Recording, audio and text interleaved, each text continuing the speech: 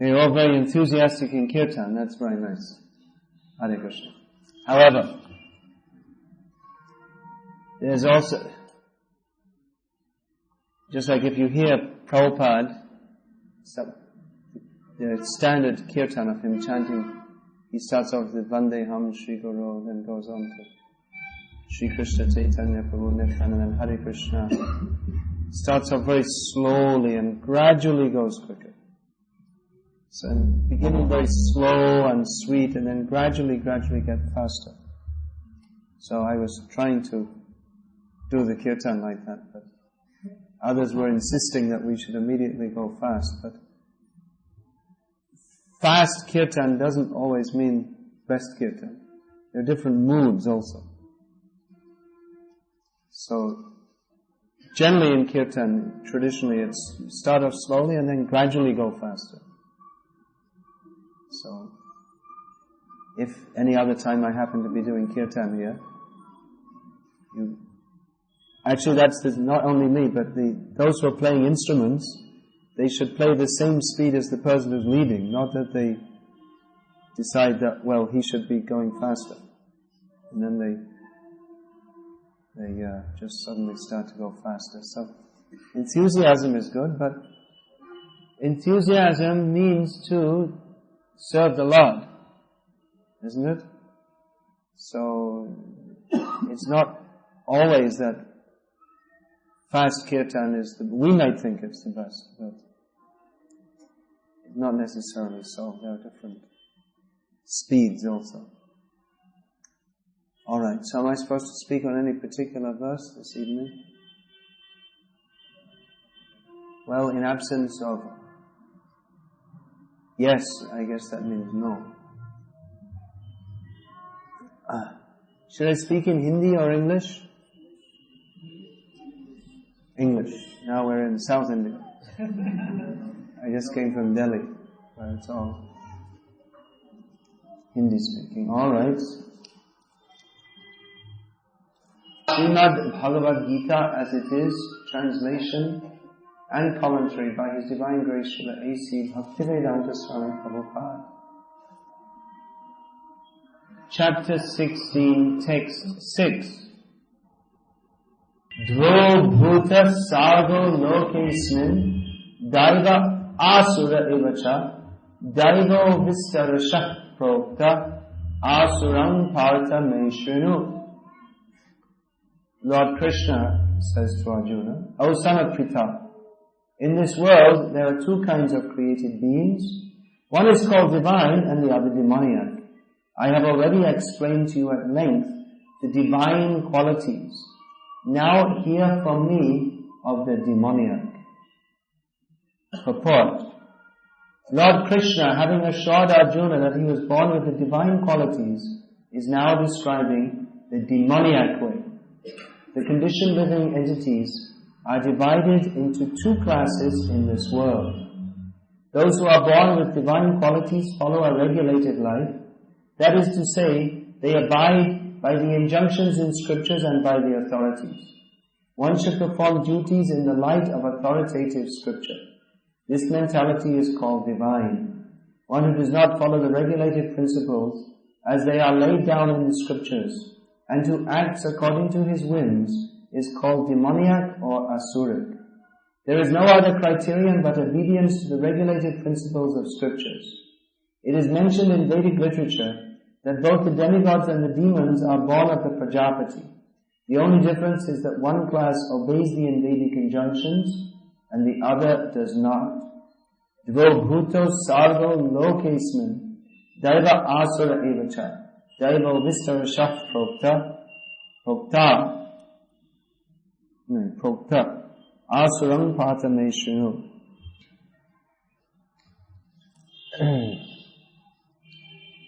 Lord Krishna states herein, to reiterate, that there are two classes of persons in this world. One is demoniac and the other is divine. And in this chapter, Lord Krishna dilates on the asuric property, the nature of the demons. Actually not the nature, because the nature of everyone is to be a devotee. But it is the nature that they have adopted, the demoniac living, those who are demoniac, they have adopted a nature which is opposite to their original nature of being pure devotees of Krishna. Now, who is divine and who is demoniac? Who is Deva and who is Asura? It may be very difficult to understand this actually. To cite a topical case in point, at the present time, the Kanchi Shankaracharya is in the news because he's in jail. We don't expect respected spiritual leaders to be taken to jail on murder charges, but somehow or other he is. Of course, I don't know why anyone should be bothered, because according to his philosophy, it's all false anyway. The jail is false, the arrest is false, and Brahma Satyam Vidam Mithya. There's no difference between being inside and being outside. And from Krishna conscious point of view, we're all in jail. His whole material world is a jail. But anyway, he's in the news at the moment. So, is he Deva or Asura? You would think that a holy man would be a Deva. But according to the description of Bhagavad Gita, as described in the just two verses from this one. Asatyam apatishtamte jagadahur. The demoniac think that there is no ultimate truth, there's no actual substantive basis, there's no ultimate controller. Now according to Mayavad philosophy, or Mayavad, we can just say, Mayavad means the philosophy of Maya. They recognize the presence of Ishvara, but he's not really Ishvara. Ishvara means the controller, but he's not an independent controller. He's also not the ultimate truth. Ishvara is also a product of Maya, therefore it's called Mayavad. Because they think that Ishvara is under the control of Maya. In other words, Ishvara isn't Ishvara at all. The Srimad Bhagavatam starts with the definition of the Supreme Controller, which is a kick in the face to Mayavad, that Janmadhya Seyataha, the Mayavad is also quoted, that the absolute truth is the source of all emanations. But Janmadhya Seyataha Itaratas Chateshva Vijnasvarat, the source of all emanations is Om Namo Bhagavate Vasudevaya. Vasudev, Bhagavan, the son of Vasudev, in other words Krishna, who is independent and all-knowing. He is not dependent. His existence is not dependent on anything else. Rather, the existence of everything else is dependent on him. He is not a product of Maya. Mayavadis may also tell Krishna Lila, but they are demons. Even though they recite Krishna Lila, and they may talk of bhakti. Yes, do bhakti, it is very good. But their concept of bhakti is that you do bhakti, please don't lean. You can sit down, but don't lean. It's not respectful to the Lord. Plus also, this temple is an Antadev, so you're allowed to sit or stand, but don't lean. So, the Mayavadis will say, yes, do bhakti. Bhakti is very good for the less intelligent. That's their idea. That when you become more, by doing bhakti, you become more intelligent, and then you understand that the God who you're worshipping is less than you, because you become Brahmaleen, and the God who you're worshipping is not Brahmaleen, because he's manifested from Brahma. So you worship God to become more than God. It's all very complex, maybe a little difficult for you to understand, unless you've studied Prabhupada's books very carefully, which you should all do. Because if you don't do, you'll never understand bhakti. So, it may be difficult to understand, because this Mayavad, it's convoluted. Do you know what Mayavad means? Often people, when we say Mayavad, often people think that we're talking about Bhog-vilasi. The Bhog-vilasi, they're interested in getting money and enjoying life. But no, Mayavadi is another term for Advaitavadi. Means they who think that everything is all one. Everything is all the same. There's no personal God. And anyone who thinks like that, according to them, is in Maya. So who is a demon and who is not? Well, this question is answered in a parallel verse from Padma Purana, I believe it is. Prabhupada quotes it. Dvo bhuto sargo lokesmin daiva asura evacha. Vishnu bhakta smare daiva asura sadviparyaya. That the two kinds of living being, one is a devotee of Vishnu. They are called godly persons. And the demons are just the opposite. But it may be difficult to understand who's actually a devotee of Vishnu. Because the Mayavadis also recommend you chant Vishnu Sahasranam all over South India. We used to hear people chanting Vishnu Sahasranam early in the morning. Then it changed to instead of chanting it themselves, they played the Lakshmi Subramaniam cassette. And then they were staying up night watching TV, and they didn't get up early anyway. And when they did get up, they just play some cinema music. So things have changed. But this Vishnu Sahasranam used to be very widely chanted all over South India. Especially South India. In North India also, then it became only South India, and then it became Lakshmi Subramaniam, and now it's MTV. Things have changed. The degradation. Everyone's become a demon. But previously India was a land where the sattvic qualities, the qualities of devotees, previously India was a land of devotion. Now that's been much compromised. Anyway, to talk about this Vishnu Sahasranam, both the Smartas and the Vaishnavas would chant, but their motive in doing so was different. The Vaishnavas would do so as upasana for Vishnu, with the idea of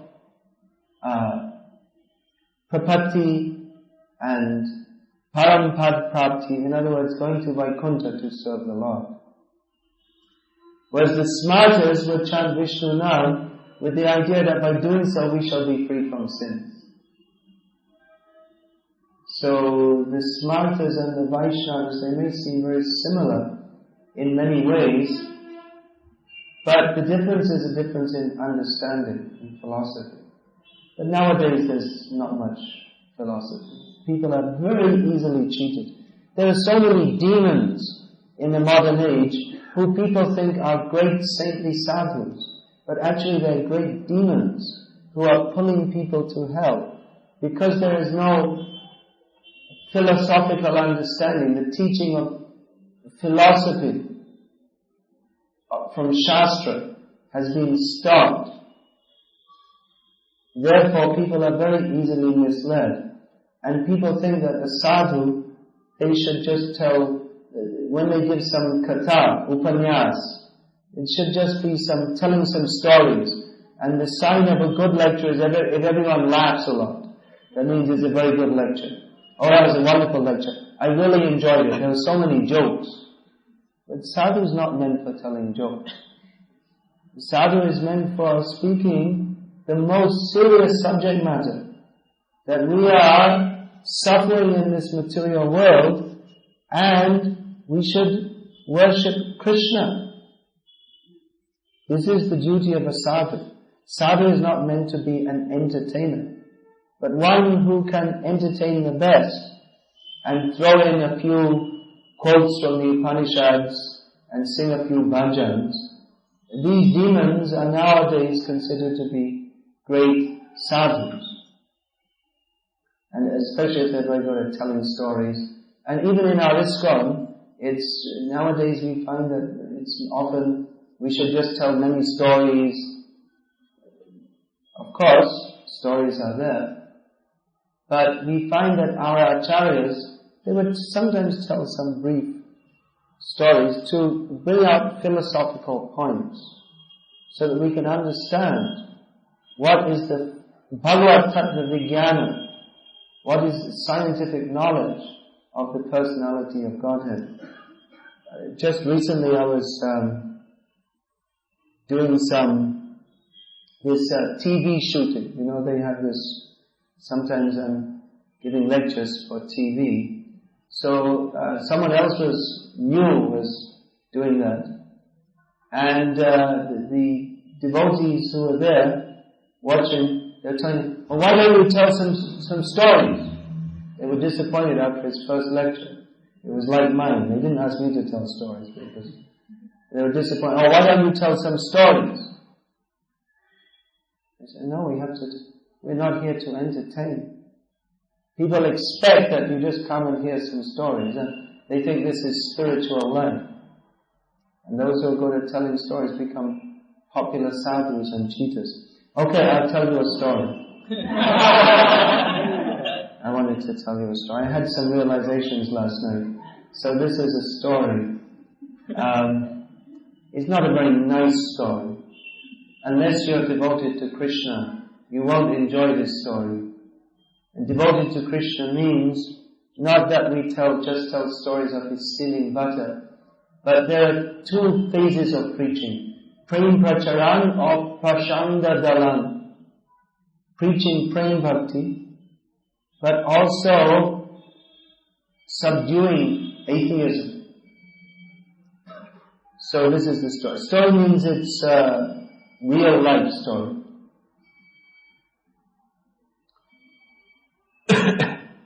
So one devotee in Delhi, where I just came from, he was preaching in one area in Delhi, and one famous sadhu in North India, he's probably known here also. Sadhu means, we're using sadhu in the conventional term. He's actually not a sadhu, he's a demon. It's not a joke, it's a fact, according to Bhagavad Gita. So he is very famous, and he goes and he has big programs, and he tells lots of stories, and he misleads people. And after each program he invites, come and take Diksha. And in this way he has so many so-called disciples. But they're not disciples because he's not a guru. He's not qualified to be a guru, even though he knows some Sanskrit, and he has a long beard, and he quotes from the Upanishads and this and that. But he's a demon. Only one is qualified to be a guru who's a pure devotee of Krishna.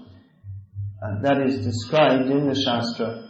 Shatkarma lipano vipra mantra tanta visharadaha avaishnava guru nasyat vaishnava stapacha guru, who that even if one is very expert in mantras and tantras and karma kanda, and one is born in a Brahmin family and has so many apparent qualifications, if one is not a Vaishnava, if one does not teach that Krishna is the Supreme Personality of Godhead, then he's not at all qualified to be a guru. Because a guru means who speaks the truth, and who instructs the truth, reality, that Krishna is supreme. That is the truth. And we are meant to surrender to him. That is the truth. So if anyone teaches anything else, even if he's expert in singing bhajans and making people laugh, even if he teaches how to get free from stress and all this kind of thing, then he's not at all qualified to be a guru. He needs to be a disciple. But a Vaishnava, even if coming from the family of dog eaters, he is a guru and must be a guru, because he can teach others what is the actual truth. Krishna is the absolute truth. So this devotee, he found the whole area contaminated by this rascal who calls people and then says, "You become my disciple."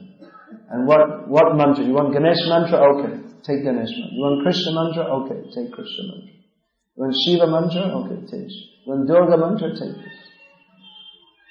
Whatever you like.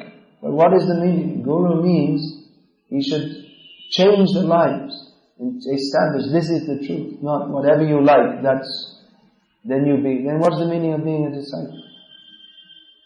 So anyway, after that, this devotee he held a seminar in that area, showing in a series of lectures over several days, how this person is not at all a guru, but rather a cheater. And a few people acknowledged that and took to Krishna consciousness, having just been initiated by this big rascal. So-called initiated. It's not initiation. It's not diksha.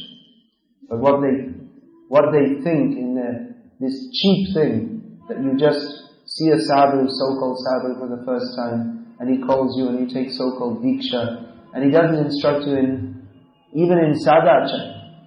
There's no change in people's lives. They don't even stop drinking tea or coffee. What to speak of surrendering to Krishna? He doesn't teach surrendering to Krishna. He promotes, anyway, we'll get to that more. So anyway, after this devotee thought that this is such a big disease, this guru-giri, this cheating gurus, so-called gurus going around cheating people.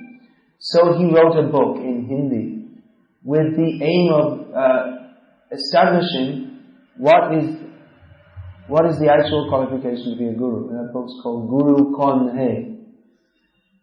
And I have a few copies. Where's that packet I gave you? I have a few copies of that book here. I brought here. So it's alright. Afterwards we'll say. So, and well, he went around looking, he wrote the book and he went to find some printers, and he found a printer who said, "We'll do this free. We'll give the paper and we'll print it free because we like, we're also very religious." So they did it free. So I thought, well, okay, that's very good. These people are very pious. So they printed it free. So these people are, like I say, they're very pious. Their two brothers, their whole family has been disciples of a certain, so-called disciples of a so-called certain guru. That same guru who he was preaching against. So anyway, they agreed to do the book free. And he was telling them, you should read the book also. He didn't want to tell them directly. Not them, because they're printing the book first. So, but they didn't read the book. If they read the book, they might have had a different idea. So anyway, they printed the book. And last night I gave a program at which that devotee was present. And he brought this family, who owns the printing press, who printed his book for free. They brought the family to see me. So they're very nice. They gave me different... I was actually a little sick in Vrindavan, Delhi, with a heavy cough and this and that. And they brought me different medicines. And I saw this medicine comes from the Ayurvedic factory of that certain so-called guru, because I didn't know, that he was part of that. And so it was all very nice. Yes, thank you very much. And then they said, well, we want to show you, we've also printed some pictures of our guru. And they came and they showed me. And it was already 10:30 at night.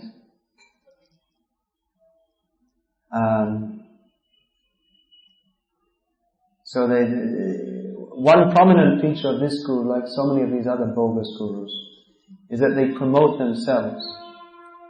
They don't, just like Prabhupada promoted Krishna.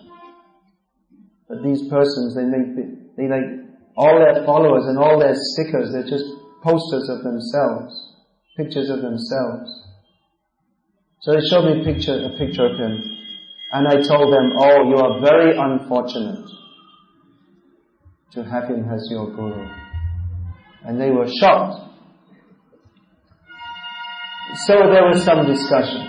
I said, actually this man is a cheater, because he's not teaching the truth. He's not teaching that Krishna is supreme. Therefore, he's not qualified to be a guru. He's simply promoting himself. He doesn't teach even the basics of sadhachara, of that you can do whatever you like and be a so-called. So in so many ways, we went through, or I was telling them how Guru means he teaches the truth as established in Shastra. So they asked me, well, where in Shastra is it said that Krishna is supreme? So that's an easy one, and I gave them a few quotes. But you could see that they were just avoiding. Having said that, they didn't accept it. Then they said some other thing. They changed the subject. So you could see that actually for all their piety, one day they printed a book for free and they bought some medicines. They're actually not at all sincere. They didn't. When it was established, Krishna is supreme. Therefore, a guru's duty is to teach about Krishna. Instead of accepting that, then they brought up some other thing. They said, well, many people say bad things about our guru, but actually he's very good. Wait a minute, what about this point? They say, well, there are so many different scriptures. And so, but they didn't want to accept the point. So it was seen that for all their apparent piety, they were actually demoniac. And they said, well, you see, he knows all the Vedas and Vedanta and everything. He speaks, so I told him, he speaks all the Vedas and all the Vedantas and cheats you. Because he doesn't come to the actual point. He speaks all the Vedas and all the Vedanta to cheat you. So then I asked them, then what is your goal of life actually? He said, Ananda. I said, no. That this shows actually your demoniac quality. This was all said no one started shouting or anything. It was all spoken in a very subdued tones, but it was a heavy discussion. And the mother kept on saying, no, we should go, Swamiji has to take his milk. It's alright, it can wait, this is important. I take milk at night to nourish the body so that I can preach Krishna consciousness. And now I'm preaching Krishna consciousness. So what's important, the milk or the preaching? So they're trying to go away. They wanted to go away so that they could just live in their illusion and say, well, maybe Swamiji got a little bit angry, but that's alright. And they didn't really want to face the topic. They want to go away and not hear anymore and just pretend they didn't hear it or something. And you say, my goal of life is Anna. So I said, well, this shows actually that you're misguided. You don't know what the goal of life is. That you want your own enjoyment, which you define in terms differently from that of serving Krishna, which is actually the demoniac spirit. We should actually be inquisitive to understand the absolute truth. So eventually, anyway, they went away, and I don't know if they'll print any more books for that devotee, but anyway, it's our duty to speak the truth, whether people like it or not. Mostly people don't like it. Mostly they don't like it. And then afterwards I was speaking with the devotee, even though it was 12 o'clock at night. And by that time, it's quite a long discussion. So I was just thinking, in the lecture I'd given that evening, in which they're present, I was talking about the relative positions of karma, jnana, yoga and bhakti.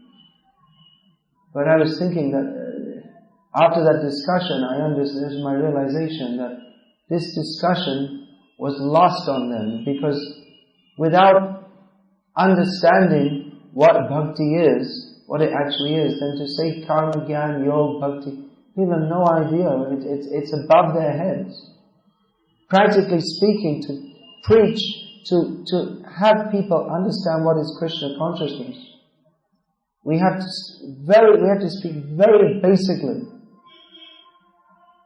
Even if we talk of bhakti, people say, oh yes, bhakti, very nice, but they have no idea what actually bhakti is.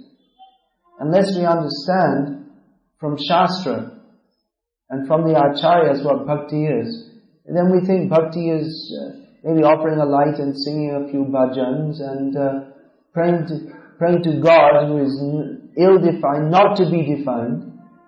Pray to Krishna if you like, you can think Krishna is God, that's bhakti. So many misconceptions. So unless we clear these misconceptions, people, they may be doing bhakti, but they can't actually do bhakti at all. It will be all mixed with offenses. And they'll retain their material attachments. Unless we clearly define what is bhakti, that means, who is Krishna? Who are we? What is our relationship with Him? Unless we make it clear to people that the only goal of life is Krishna consciousness, then they're never going to be on the path of Shuddha Bhakti. They can be chanting Hare Krishna even for years, but will all be some kind of Karma Mishra Bhakti or Mayavad mixed Bhakti. Unless the misconceptions are cleared out from the beginning. That's why I see sometimes people who have been coming to our temples for a long time and they're chanting and this, but they're still worshipping demigods. Because no one wanted to offend them by telling them that this is all nonsense. You have to worship Krishna only. And they hear in the class, Savadhaman Paritaja. What is the practical application? Someone has to go to their house and clean it up. That means clear out all the pictures of bogus gurus. Clear out all the books written by these cheaters and rascals in the name of spiritual life. Someone has to tell them at some point that practically everything you learned in the name of Hinduism is totally bogus. Because what's going on in the name of religion nowadays, it's practically all cheating. All these so-called gurus, they're actually demons because they don't teach to surrender to Krishna. Therefore they're demons, because the demons, the business of the demons is to deflect us away from surrender to Krishna. So unless we understand all these things, then our bhakti it won't actually be bhakti. We may be offering a light to the deity, thinking this is a nice statue, not understanding this is Krishna. Therefore we have to hear regularly from pure devotees. And pure devotees doesn't necessarily mean one who's always apparently fainting in ecstasy and telling nice stories about Krishna. But a pure devotee means one who is concerned to help others become pure devotees and therefore speaks the truth to them whether they like it or not. A pure devotee is a servant of the absolute truth. He's not the servant of people's misconceptions. If we don't speak the truth straightforwardly, then we are simply dancing dogs of what they want us to be. People want that a sadhu should be very nice, and you come to him and you, oh, yes, yes, yes. And he goes, yes, yes, yes. And you're very nice, and he's very nice, and you're all in Maya. No one makes any progress in Krishna consciousness. No one gets free from their misconceptions. No one gets free from their material attachments. Because you just come to the sadhu and with all your material attachments, and he says, oh yes, you're very nice, you're very good. And you think, yes, I'm very nice, I'm very good. And you walk away with all your material attachments. So by telling you that you are very nice and you're very good, the sadhu is cheating you because you're not nice, you're not good, you're a rascal, because you're not surrendered to Krishna. And his duty is to tell you that as long as you don't surrender to Krishna, then you're not on the path of actual auspiciousness. Actual auspiciousness is not to take some blessing to perpetuate your material life, but actual auspiciousness is not this Ashirvad business. Ashirvad. But actual auspiciousness means you should sit down and hear what you do not like to hear. If you think, yes, I went to this lecture and I really enjoyed it. When people tell me, I really enjoyed your lecture, I think, what did I do wrong?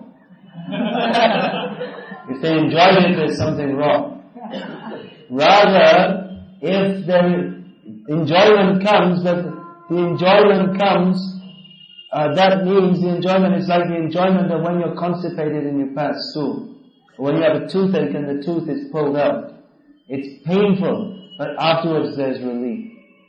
So if we're not getting free from material attachments, if we don't understand that the only purpose of life is to surrender to Krishna, the Supreme Personality of Godhead, and if we're not made to understand that, then there's something wrong.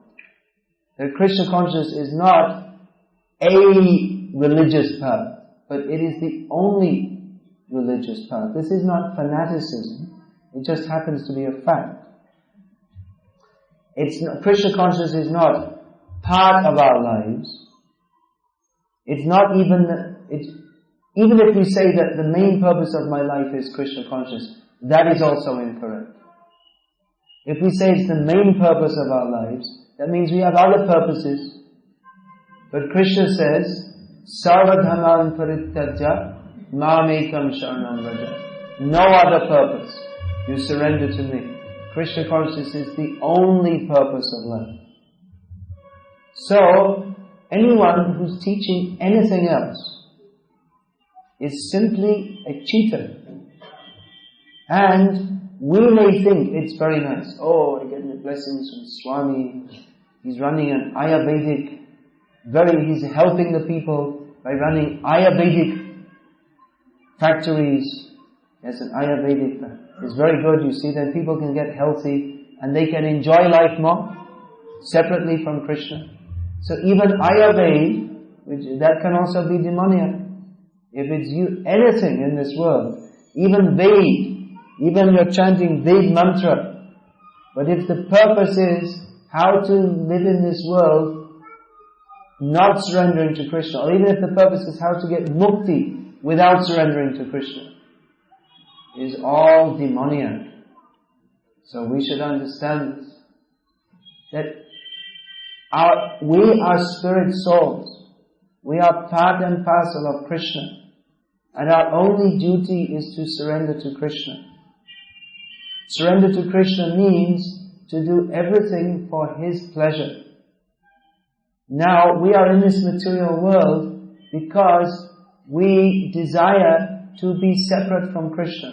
We desire to be enjoyers separately from Krishna. So basically the whole mood of the material world is demoniac. And the only godly tendency is that of acknowledging that I am the servant of Krishna eternally. I have no other dharma. The only real dharma is to surrender to Krishna. As Krishna states in Bhagavad Gita, Sarvadhaman parittajya mamekam sharanam vraja. There is nothing but this. So, anyone who is teaching anything else but this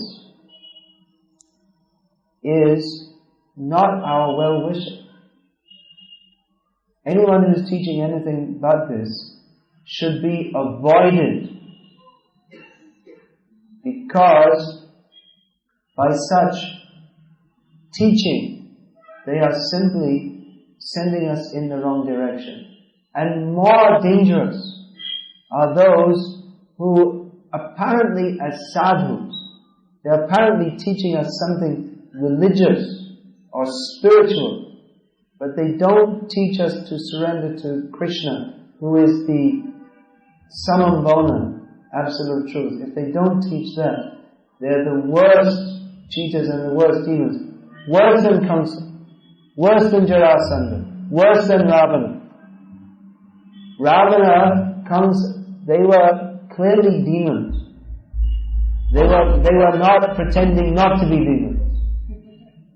They were saying that they openly said, we hate Krishna, we hate Rama. It's very clear, demons. Even Hitler, he is very clear, he didn't pretend to be a religious person. But these persons who pretend to be religious and spiritual, but who teach anything else but surrender to Krishna, they are worse than Hitler, worse than Stalin, worse than Kamsa, Jarasandha, Ravana, because they are pretending to be our spiritual well-wishers. But in the name of spiritual life, they are misleading us, and instead of setting us on the path of auspiciousness, in the name of religion, they are opening wide the doors to hell. So please be very careful and understand this Krishna consciousness clearly, what it is. If we understand what it is, in the beginning, we may not like it, because Krishna consciousness means that to surrender to Krishna, we have to give up all our material attachments. And we don't want to. So we think, I'll have Krishna and have my material attachment also. Well, there is some provision for that. There is some provision. Because this world being what it is, and ourselves being so miserably fallen and attached, there is some provision for that.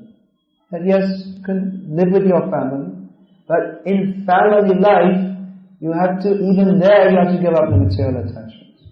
By, in family life, making the center clearly Krishna consciousness. Otherwise, if it's simply that, the main interest is how to enjoy family life, and we also have a picture of Krishna in the corner that we wave some incense at when we remember. Then that is not Krishna consciousness. That might be a little bit better than something else. But this Krishna conscious movement is not meant to create a class of materially attached people who worship Krishna. It is meant to create pure devotees of Krishna, persons who are surrendered to Krishna. So even if we do have material attachments, at least we should recognize them. And then we can start to overcome them. We should know what is Krishna consciousness and what is Maya. And not try to mix the two things up, like these demoniac so-called gurus. They yes, this is chant some Veda mantras, but take Ashirvad from Guru. This is the main point I was telling to these people, why he's a demon. Because they take all the worship that is meant for Krishna and direct it towards themselves. They'll have big pictures of themselves everywhere, and they enjoy being worshipped. Guru should be worshipped, but as a representative of Krishna, and he should direct the worship of his disciples toward Krishna. Not that he makes himself the central object of worship. He should be worshipped because he is in relationship to Krishna. Not that he sets himself, you get that point? Not that he sets himself up as an independent object of worship. So such persons, they're actually very great demons, because they want that tendency to approach a guru and to engage in spiritual life. they take that and they direct it towards themselves instead of directing it toward Krishna.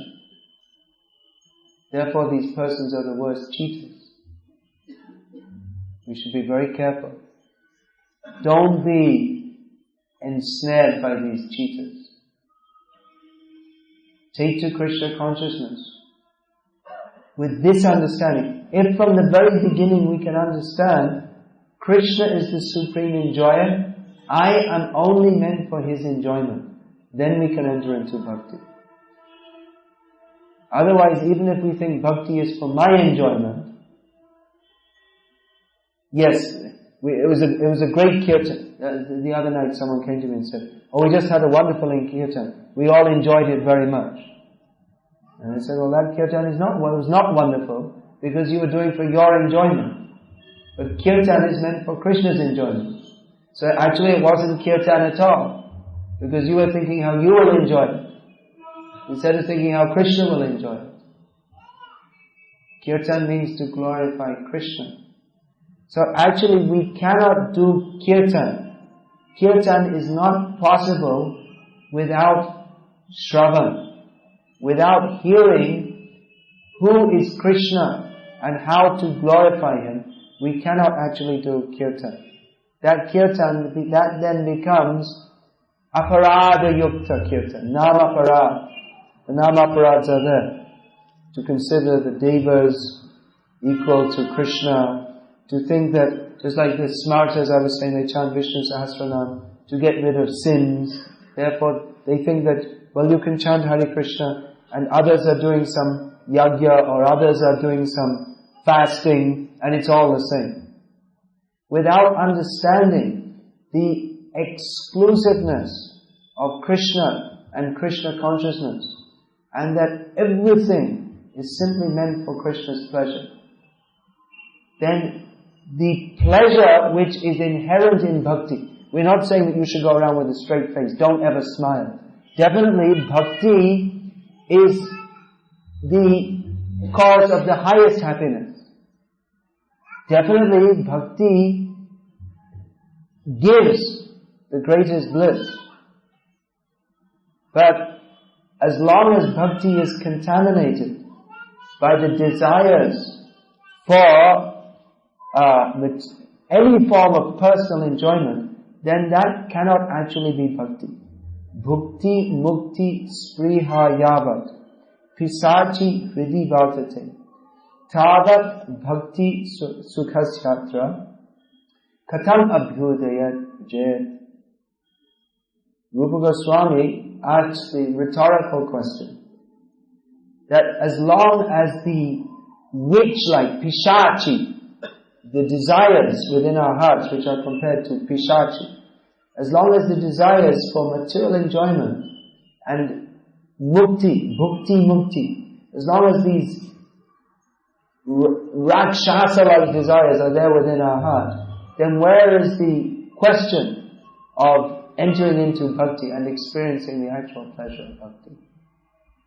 So this bhakti, we have to understand very clearly what it is and what it isn't. We cannot clearly understand what anything is without understanding what it isn't also. So what is bhakti, what isn't? Who is a devotee and who is a demon? Actually, in one center that I visit quite often, they're preaching, of course. Well, we hope it should be preaching. And people are coming to Krishna consciousness. But they take very systematically. People are coming, they have a series of seminars. Going to give some prasadam after this? Is it? Please don't go without prasadam. Just will be another 5 minutes or so. So, they have a series of seminars in which they, step by step, they take people that why we have to worship Krishna only and not different demigods, why Mayavad is bogus, so many different points. They cover it in great detail. And many people who begin the course, they drop out, they can't digest it. It's because they're not sincere. But those who are sincere, they study very fully, and only after going through a whole series of seminars, which takes at least 2 years to go through, then, if they're following everything else and they've written the exam after each seminar, and they understand it properly, then only they can be initiated. Because we may be following and chanting and following these 4 regulated principles and this and that. But if we don't actually understand what is Krishna consciousness, then even if we're initiated, we can't properly make progress. We have to understand what it is. So we should understand very clearly what is Krishna conscious, what isn't. We shouldn't sentimentally think that everyone who's got a long beard and says Hari Om is a sadhu. We should know what is reality and what is not. The Srimad Bhagavatam, the specific specialty of the Srimad Bhagavatam is that it is describing reality distinguished from illusion for the benefit of all. We cannot actually have benefit in our lives unless we understand what is reality and what is illusion. That means what is Krishna conscious and what isn't. Reality means to understand Krishna as He is. To understand Bhagavad Gita as it is. And if we don't understand Bhagavad Gita as it is, then we may know all 700 verses of Bhagavad Gita, but it won't help us at all. We may have memorized them, but unless we understand what are the teachings of Bhagavad Gita, we cannot actually be benefited. So this Krishna consciousness, it is when Prabhupada was asked about what is Krishna consciousness, there's one interview you'll find in his book, Science of Self-Realization. Prabhupada said, Krishna consciousness is not a religion as such, but it is a thorough education in the principles of spiritual understanding. So please take this education. We need to be educated. We are all, in terms of spiritual knowledge, we are like foolish children. Children are foolish and no one resents them for that. But they should go to school. Not this demoniac school where they teach you Darwin's theory, but just as the general idea is that children should be educated. And then they can become sober. They can understand what is what. Of course, in the modern schools, they teach you how to become a demon. Unfortunately. Slaughterhouse education. But that example is there. So in the same way, in terms of spiritual knowledge, we are all foolish. Unless we have education in spiritual knowledge, then we will remain foolish. So this idea, you just go to a guru, he gives you diksha, and then he gives you ashirvad, this is all nonsense. The guru is supposed to give spiritual education. If you say, well, the child, yes, I send my child to school. They go to school, but in the school, they just go to the school, and they don't get any education there. They just simply play all day. Then what's the meaning of their going to school? So in the same way, if you get a so-called diksha, but there's no spiritual education, then it's meaningless. Or worse, because you think, you see, I went to school for 15 years. And you think that you're educated because you heard a few stories and jokes from your so-called guru. And you learned to sing a few bhajans. But no. Spiritual education means to discriminate between matter and spirit. To discriminate between sat and asat. To know who is Krishna, and what is Krishnepara.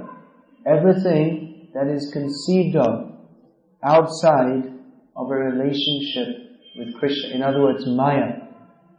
What is reality and what is Maya? Vitirtam yat pratiyeta na pratiyeta chatnani yat vidyat atmanomayam yata, what is that? Yata tamaha. Yata andam yata tamaha. That everything that is conceived of outside of a relationship with Krishna, that is the darkness of Maya. We should understand this.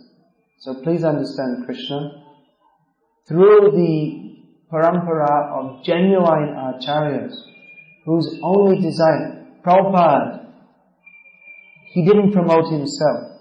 He promoted this knowledge of Krishna because he had a genuine desire to benefit others.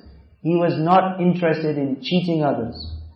He accepted the honor of a guru to benefit others, not simply to create his own name and fame. Prabhupada was ready, not only ready, but several times he came off the Vyasa-san to clean the floor because he saw the floor is dirty, because he wanted to teach his disciples that we have to keep everything clean for Krishna. So this knowledge of Krishna we should receive in the parampara of pure devotees whose only desire is to benefit us by teaching the truth. But we have to be sincere enough to accept that. And we have to be sincere enough to accept that the genuine teacher of spiritual knowledge is one who teaches Bhagavad Gita as it is, not Bhagavad Gita according to the desires of those who are listening. But we should teach Bhagavad Gita according to the desire of Krishna, for Krishna's pleasure, not for the entertainment of the listeners. This we should understand. Otherwise, if one accepts the position of a sadhu and just entertains others, then he becomes like a prostitute. She entertains according to the desire of others. So that is not a sadhu. That is just like a prostitute. And he's a cheater. And he's an atheist. Because unless we speak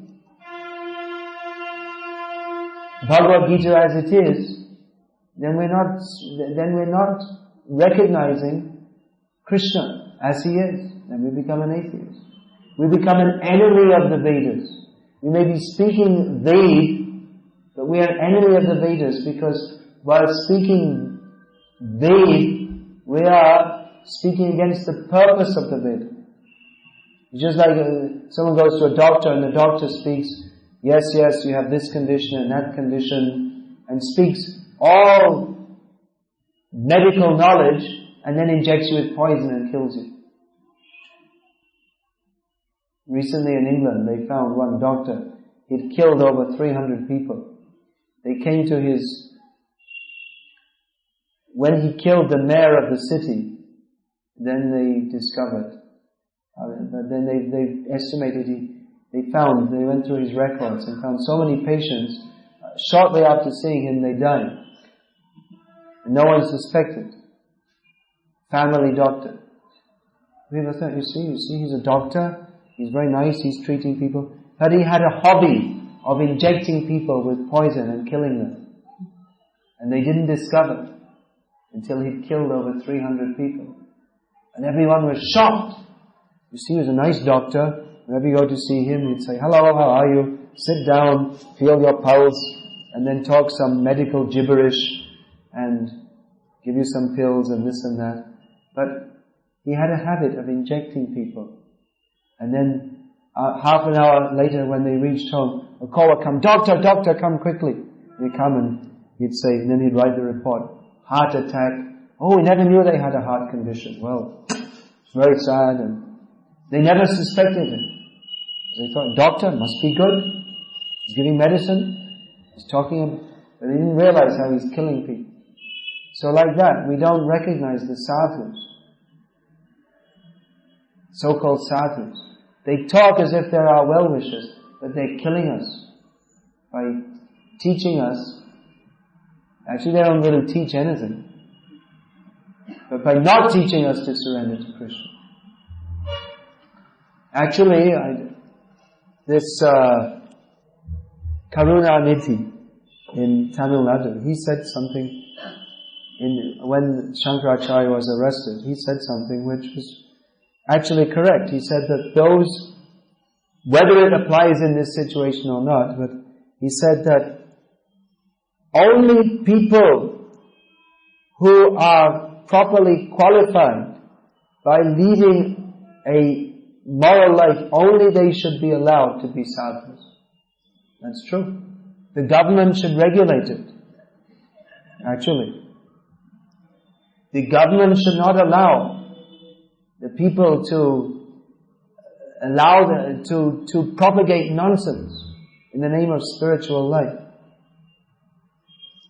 One time in a program, someone asked me, well, what do you think about this guru and that guru? And they mentioned some names. And I said, well, this is proof how useless the government of India is. That these so-called gurus are going on and the government didn't arrest them and shoot them. Because they're doing so much damage, just like you say Hitler was so bad. But these so-called gurus are much worse. Because Hitler, he killed some people, killed their bodies, but these so-called gurus are killing your prospect of becoming Krishna conscious by teaching you all the wrong things and sending you to hell. But people think Hitler was very bad and the sadhu is very good. Hitler was very bad, but these so-called sadhus are much worse. So there's a saying, sadhu savdhan, which means that the sadhu should be careful of Maya. But we should tell everyone, sadhu, be careful of the sadhu. They're very dangerous people. If you get actual sadhu, he is very dangerous, he will destroy your material life. In that sense, dangerous. That kind of sadhu we should approach. But these sadhus who are apparently very nice, but wolf in sheep's clothing, as the saying goes, who do not teach us that Krishna is the supreme absolute truth and the only goal of life is to surrender to Him. However nice they may seem, they are like the doctor injecting poison, except they're much, much worse. They're the worst people on this planet. You should be very careful of them. Hare Krishna. I just wanted to relate some realizations that I had last night. Of course, it's not new realization. It comes again and again. Preaching means we have to meet all these people. Preaching doesn't mean that we just bring people and we ask them to become vegetarians and chant Hare Krishna. But we have to kick out all the nonsense. Otherwise it's not preaching. Preaching means fighting. So Hare Krishna. Is there any question?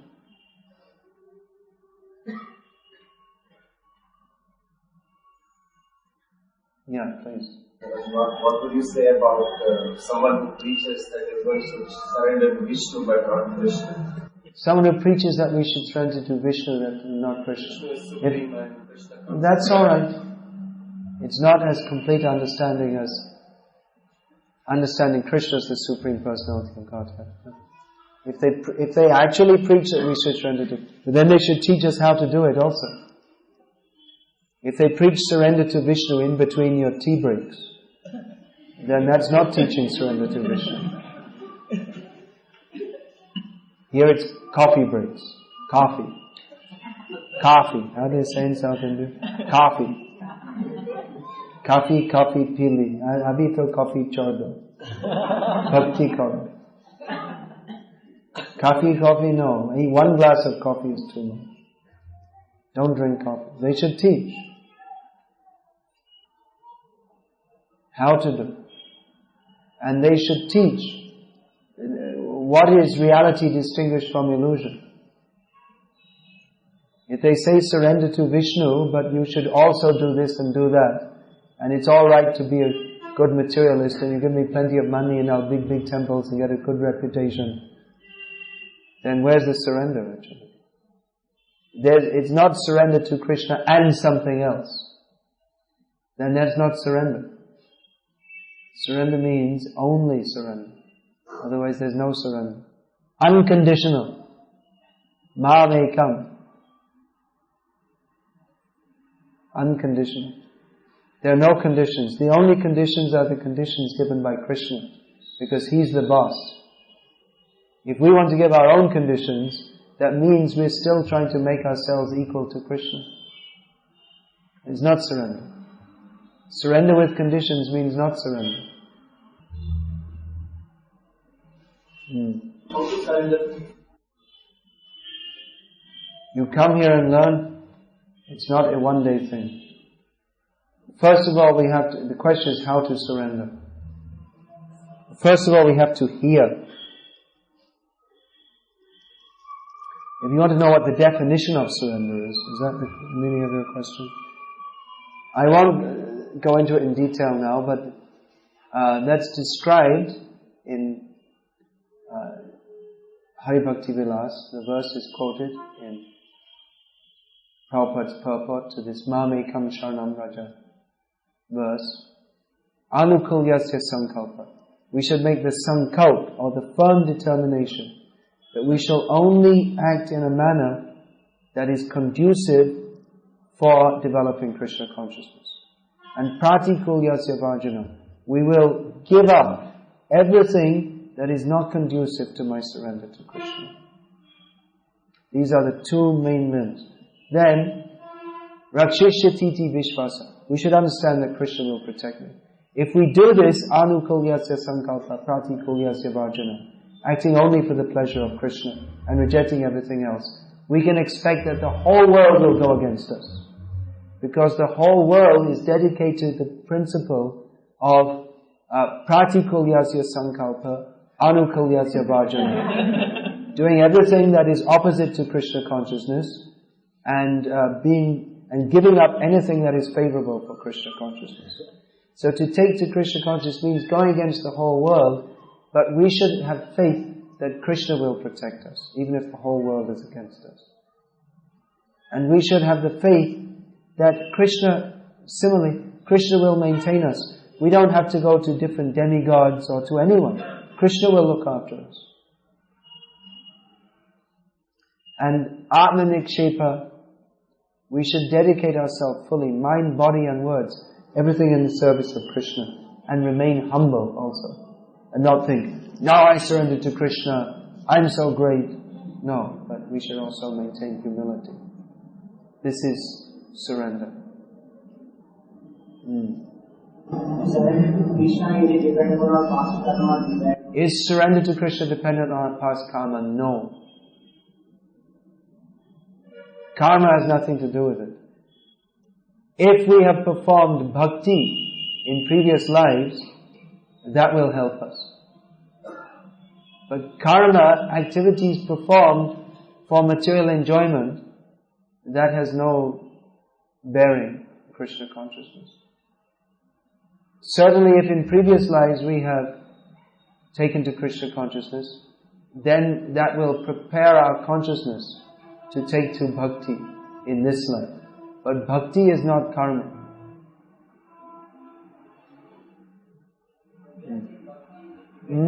Sorry? To progress in bhakti.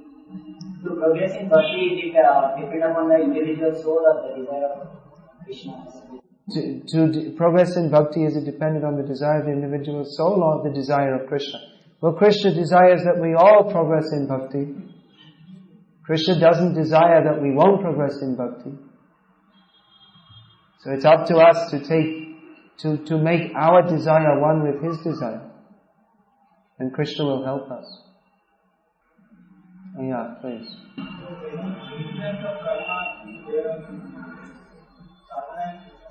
The influence of karma will be there, what? Sorry? Will there be any influence of karma will act on the sadhana? Will the influence of karma act on the sadhana? Well, our previous karmic conditioning whatever it may be, it may impact on our sadhana, whatever our material attachments are, which are formed by our activities in previous lives and in this life. So whatever our material attachments are there, that will tend to drag us, or that will tend to negatively impact on our sadhana. So yes, that is there. Things are definite. Spiritual life is designated Is spiritual life destined? or it is checked by karma. Or is it checked by karma? Now, that may be, it may seem that our spiritual progress is impeded by our karma, but actually, ultimately, it's up to us. Ultimately, it's our own attachment to Maya that pulls us back. It's not, the external forces are there, but the external forces are there because we embrace them. If we surrender to Krishna, then there's no more Maya. Maya remains influencing us because we invite her. She comes and says, would you still like to have a little association with me? She may even come and say, I am Bhakti Devi. And she is actually Maya Devi. But if we're not, just like Ravan came as a sadhu, so if we're not sincere, then actually in our heart of hearts we'll know this is Maya Devi. But because she wants to present an excuse whereby we can cheat ourselves to think I'm doing bhakti, when actually it's maybe for my own name and fame, or it's not really Shuddha Bhakti, but it's Kama Mishra Bhakti. Just like someone may say, well, I want to have a good job and a good career, because then people will respect me and I can preach better.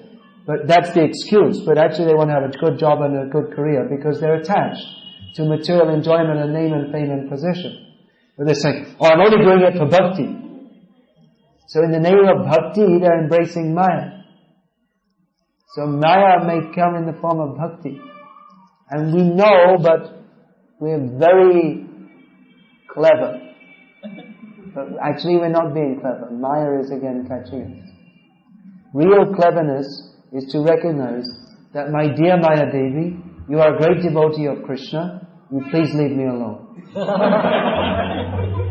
It's your duty to tempt me, it is my duty to humbly request you to leave me alone. And if you say like that, she'll leave you alone. If we say, oh, you're a great devotee of Krishna, come, let us do sadhana together. Then she'll say, oh yes, how nice. And we'll go on increasing our material attachments in the name of bhakti. Yeah, you had a question. Namo Vishnu Padaya, Krishna Padaya. First we are calling Vishnu. No, we are addressing the spiritual master as Vishnu Pad, one who is at the feet of Vishnu, one who represents Vishnu. Vishnu Pad is a name or it's a title for the Guru. But yes, we say that first because it establishes why he's Guru, because of his relationship with Vishnu. We'll finish there. Hare Krishna. All glories to His Divine Grace, Srila Prabhupada, who very kindly taught us what is Krishna consciousness and very kindly made clear to us what is Krishna consciousness and what is not. So all glories to He. Hare Krishna.